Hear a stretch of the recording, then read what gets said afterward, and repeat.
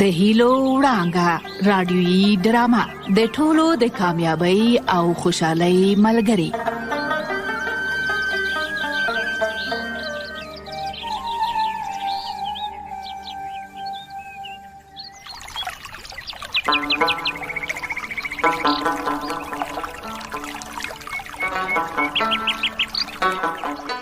درنو او قدرمنو اوریدونکو، تاسو د ډرامې په تیره برخه کې واوریدل چې جوناس سالک له ګوزڼ نه د بشریت د ژغورلو لپاره د ګوزڼ واکسین جوړ کړ او په دې لاره کې ډېرې ستونزې وګاللې، خو بالاخره یې د دغه واکسین د جوړولو لیسانس واخیسته او له ازموینې وروسته یې 1.9 میلیونه ماشومانو ته تطبیق کړ. رسنیو له جوناس سالک نه پوښتنه وکړه چې تا ولې د دغه واکسین امتیاز په خپل نوم نه کړ، اوس به د نړۍ شتمن ته وایي. جوناس سالک په خندا وویل، آیا داسې څوک به پیدا شي چې د لمر امتیاز په خپل نامه کړي؟ لمر د بشریت د بقا لپاره خورا مهم دی، هیڅوک یې هم نشي انحصارولی. نو زه څنګه د ګوزڼ واکسین انحصار کړم؟ خو زه یوه هیله لرم، هغه دا ده چې د ګوزڼ دا واکسین د حکومتونه کور په کور وګرځوي او ماشومان دې واکسین کړي چې ګوزڼ په ټوله نړۍ کې ختم شي. پلار جانا، لالا جانا، لږ وخانده چې عکسونه مو ښایسته راشي. داسې پکار یې لکه چا مو چې برخه خوړلې وي. لږ صبر وکړه ملالۍ، ولې بیړه لري؟ څه شوله خو نه ده چې سړه شي، زما ټول پام دی ونو ته دی. د لالا عکسونه دې واخله ملالۍ، ته وار وکړه چې زه دا تبر په اوږه کېږدم. دغسې اوس نو واخله یوه. واه داسې فلمي عکس دې واخیسته، ته به وایې چې دا ټولې ونې تا چپه کړي دي. پلار جانا، څومره ډېرې ونې مو وهلې؟ همدومره لرګیو ته اړتیا لرو لورې، د 2 کورونو لرګي دي. د شکر ځای خو دا دی چې ونې مو کېنولې دي. مور به دې تل ویل چې سم ځنګل دې جوړ که، خو ګورې چې دا دی اوس د ټول کلي لپاره ترې ګټه اخیستل کېږي. پلار جانه، ګمان کوم چې د کړکیو او دروازو لپاره نورو لرګیو ته اړتیا لرو. له دې لرګیو نه خو کړکۍ نه جوړیږي. چورت مو وهه زویه، ما چې لرګي په غاړه واخیستل، مخکې له مخکې مې پلان ورته جوړ کړی دی. د لرګیو په یو سوداګر مې پور دی. ښه په یاد مې شول پلاره، هغه پور یې لا نه دی درکړی؟ نه که نه، څو ځلې وویل که لرګي وړي سر نه دی جار، ارزانې درته حسابوم، خو نغدې پیسې نه لرم، راته صبر وکړه. په همدې صبر دا دی کلونه تیر شول، اوس مې زړه دی چې ورشم او چارتراش ترې واخلم. له دې سره د آبادۍ لپاره لرګي پوره کېږي له خیره. والا بېشکه دی پلار جانه، څومره ښه فکر دې ورته کړی دی. بس نو زویه د خیر کار دی، باید ده چې د خیر په دې کار کې له پوره صداقت او ایماندارۍ نه کار واخلو. رښتیا دا ملاله څه شوه؟ هغه د پلار جانه د حشرګرو عکسونه اخلي او هغه موبایل دم لکه چې د مور دی ورکې نه کي. ته صبر چې زه ورته غږ وکم. ملالۍ و ملالۍ، څه وایې سنګین لالا؟ دلته عکسونه او فلمونه اخلم. خورې یو ځل دلته راشه، هله رامنډه که. دا دی درغلم. ملاله څه کوې سنګینه زویه؟ وږی شوی یم پلار جانه، او دا دی غرمه هم نږدې ده. هو غرمه خو ده، له شرګرو سره به یو ځای ډوډۍ وخورو. سنګین لالا راغلمه، څه دې ویل؟ غرمه ده خورې، وږي یو، ته یو ځل کور ته ورشه چې ډوډۍ تیاره ده او که نه، که تیاره وه راته زنګ ووهه چې ډوډۍ پسې درشم. سمه ده لالا، دا دی زه لاړمه.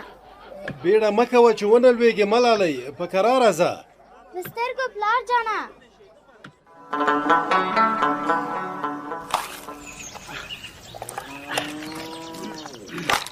عاشقه وایم کور دې له غلې ډک شه، خو خولې مې درته وویلې چې خاوره د کار ځای کې واچوه چې خټه امار ته لمده کړو. یاره نو ډېر ګنګسه دی. والکه چنارګله ډېرې پټکې را باندې مه کوه، غلطي مې کړې په خپله سمومه. عاشق د خپل بام واورې د بل چا کور ته نه اچوي، بېغمه اوسه. والکه عاشقه دا څوک دی چې مونږ خواته را روان دی؟ ته یې پېژنې؟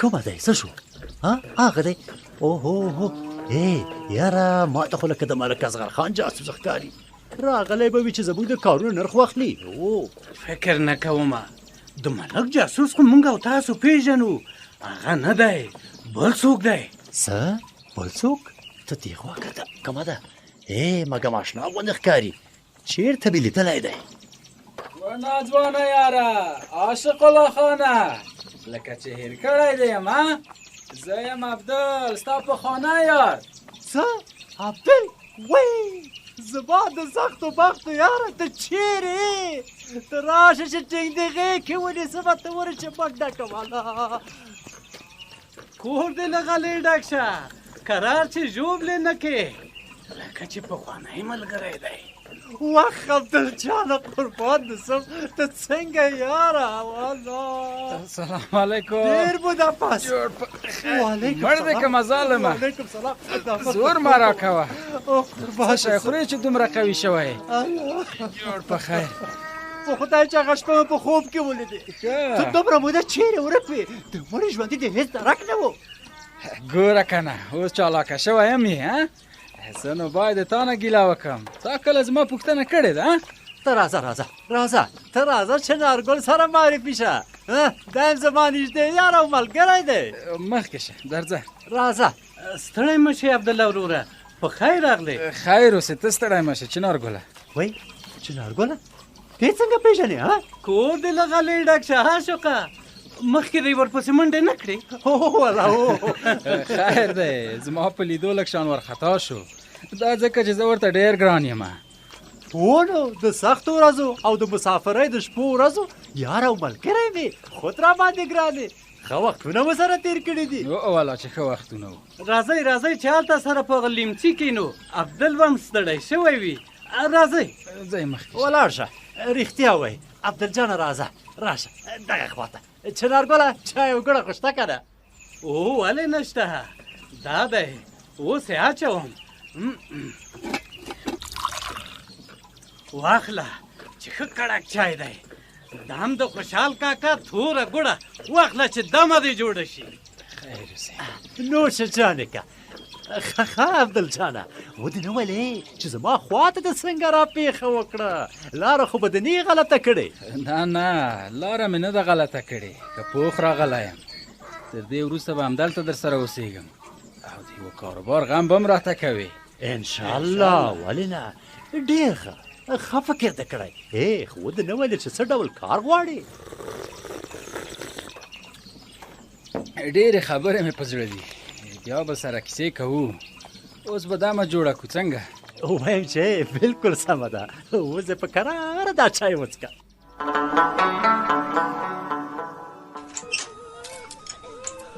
اوهو غبار صاحب سلام علیکم له ډېرې مودې پس مې ولیدې بیخي بدل شوی ولا وعلیکم سلام څنګه ډاکټر صاحب خالده یاره بدلېده خو دومره زر امکان نه لري هو دا خبره ده چې زه کله په کور کې څو شپې ورځې تېرې کړم نو سم تازه کېږم اوس تازه له رخصتۍ نه راغلی یم نو ځکه درته بدل ښکارم بس نو خدای دې تل همداسې تر تازه لره درپسې خفه شوي وو ښه ده چې ژر بېرته راغلی په خیر سره کور ودان ډاکټر صاحب زما م یادېدی غبار صاحب دا تېرو څو ورځې کې مو فعالیتونه څنګه وو او کمپاین مو وکړ د خدای په فضل کارونو کمپاین مو ډېر بریالي وو ډېرو کلیوالو راسره ملګرتیا وکړه او ځینې لکه ملک اصغر راته مشکل جوړو خو بیا هم شکر دی هر څه په خیر سره تېر شول ډېره ښه ده په تا مې باور درلوده چې د ټولو چارو له مسؤلیتونو نه بریالی راوتلی شي کور دې ودان غبار صاحب هیله کوم ډاکټر صاحب دا مې دنده ده هو خو د ملک اصغر مشکل په اصل کې د خوشحال خیل له خلکو سره دی یو ډول ضد ورسره لري خدای دې ورته انصاف ورکړي په بې ځایه ضد او ضد بازۍ کې د دوی خپل زیان دی بالکل خپل ځان او خپلو خلکو ته مشکل جوړوي نور څه نه کوي څومره چې زه خبر یم ملک اصغر خان خپل ځان ته مشکل جوړ کړی دی دا چې څه کېږي وخت ته به انتظار کوو هغه څنګه ډاکټر صاحب داسې ده چې ملک اصغر خان د واکسین د کمپاین مخنیوی کوي او دغه مخنیوی د دې لامل کېږي چې د ګوزاڼ ویروس په سیمه کې خپور شي او کله چې د ګوزاڼ ویروس خپور شو نو بیا به ملک اصغر خان له ډېرې لویې ستونزې سره مخامخ شي. نو باید چې د دې کار پوښتنه ترې وشي. دلته نظام شته، حکومت شته، باید له دغه ډول سرکشو سره حساب او کتاب وشي. مشران پې خبر دي، هم به ورسره حساب کوي او هم کتاب. هو باید ورسره حساب وشي. که جرګه ورسره حساب کوي او که حکومت، خو باید دا کار وشي. زه بیخي در سره هم نظره یم.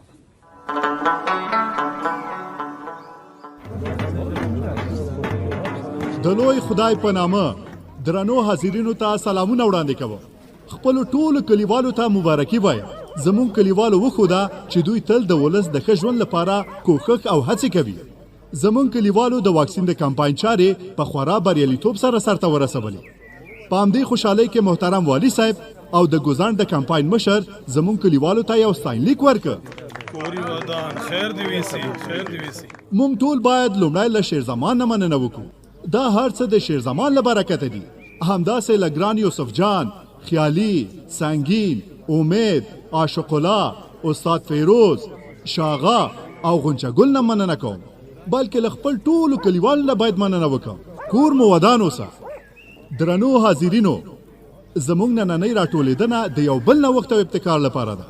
نن موږ او تاسو دلته راټول شوي یو څو د خوشحال خیلو په کلي کې یو فرهنګي مرکز جوړ کړو او له دې لارې د خپل ولس او ځوان نسل خدمت وکړو.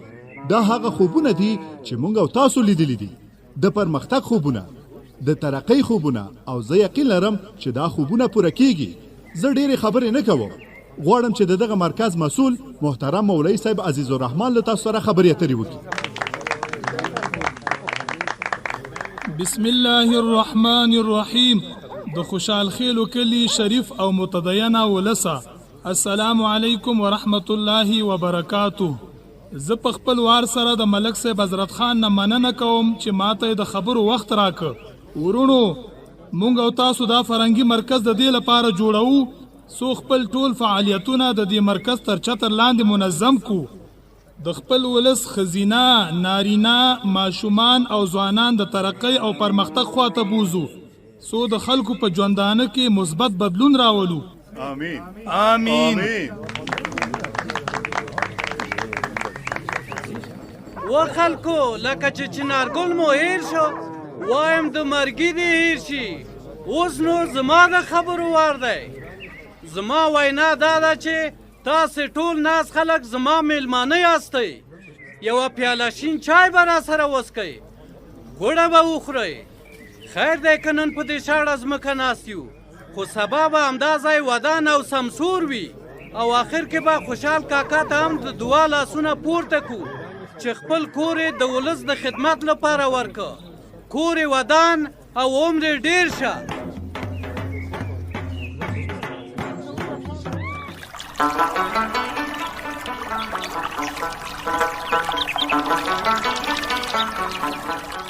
آیا پوهیږئ د ګوزڼ واکسین دومره مؤثره دی چې نږدې په ټوله نړۍ کې د ګوزڼ پیښې صفر ته رسولي؟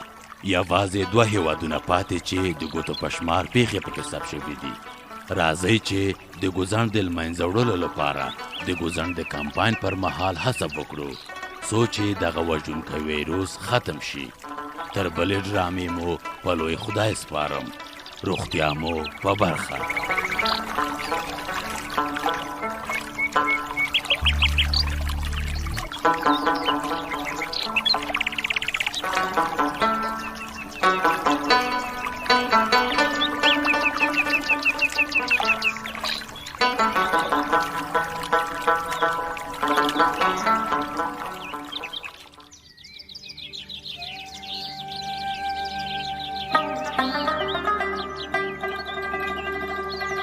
د هیلو وړانګه رادیويي ډرامه د ټولو د کامیابی او خوشحالۍ ملګری.